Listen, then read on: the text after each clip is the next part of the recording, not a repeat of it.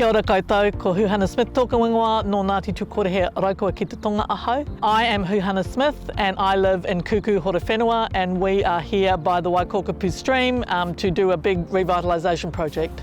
The purpose of this project, the Waikokōpu revegetation project or the Kuku Biochar project, is a project that's about water health and returning water health back to waterways. But what we're really trying to do ultimately is turn a grazed waterway back into a revitalising forest.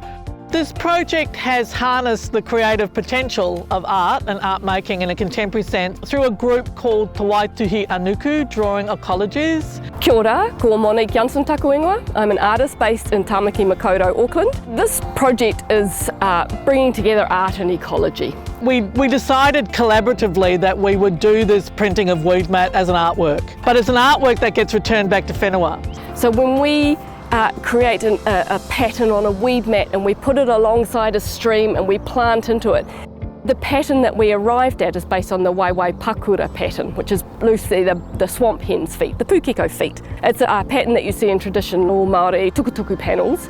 Whakatakototia te kākahu ki te awa iti anō. So it's put that cloak around the stream again, and that's just like laying down that hemp weed mat, and then we're going to plant that with a range of riparian plants suitable to this region. So that will begin the new cloak.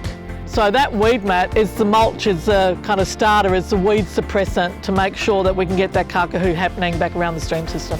So we chose a locally based fibre, and the hemp fibre is grown quite close by and then felted with the wool into the hemp weed mat product. And hemp is a fibre that we need to be exploring and utilising much more in Aotearoa. Kia ora, I'm Greg here from Advanced Landscape Systems. Our hemp weed matting is called future fibre. So there are many reasons why hemp is the fibre of the future. The first reason is that it's the most sustainable fibre. It's the fastest growing crop and acts as a carbon sink. It's always sequestering carbon. Secondly, it's the most durable fibre in the world. We are needle punching it into a fabric. It makes it strong, it takes longer to break down and provides a ground cover for plants to thrive, stopping weeds competing.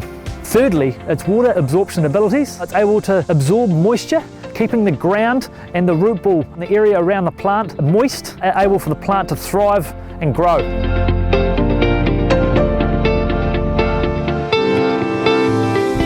Phil Stevens, Toko Ingoa, and my relationship to this project has been the sort of the biochar consultant.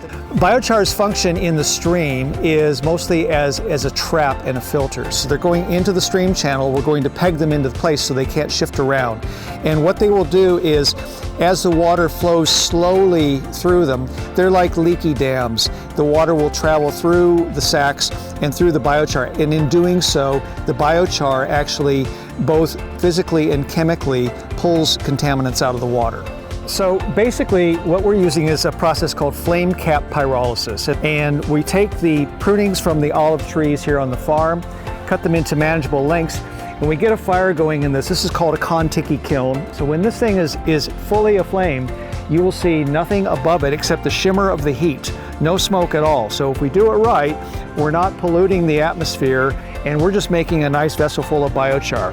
Biochar is, when you put that back into the land, is a really fantastic way of sequestering carbon.